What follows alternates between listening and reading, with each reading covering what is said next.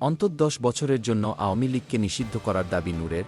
আওয়ামী লীগকে আগামী ১০ বছরের জন্য নিষিদ্ধ করার আহ্বান জানিয়েছেন গণ অধিকার পরিষদের সভাপতি নুরুল হক নূর বৃহস্পতিবার ৩ অক্টোবর বিকেলে গণ অধিকার পরিষদের কার্যালয়ে আয়োজিত সংবাদ সম্মেলন ও নতুন কর্মী যোগদান অনুষ্ঠানে এ কথা বলেন তিনি। নুরুল হক নূর বলেন, গত ১.৫ দশকে ক্ষমতায় থেকে আওয়ামী লীগ দেশে নির্বিচারে গুম, খুন চালিয়েছে। এর নেপথ্যে ছিলেন ফ্যাসিস্ট শেখ হাসিনা। এই দলের প্রতি মানুষের একরাশ ঘৃণা তৈরি হয়েছে। তাই চিরতরে নিষিদ্ধ বা অন্তত ১০ বছরের জন্য এই দলকে নিষিদ্ধ করতে হবে। জনগণের মাঝে আওয়ামী লীগকে নিষিদ্ধ করা নিয়ে জরিপ করারও আহ্বান জানান তিনি।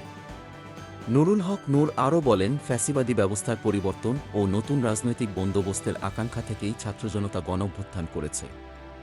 পুরনো রাজনীতি দিয়ে ৫ দশকেও জনাকাঙ্ক্ষা পূরণ হয়নি।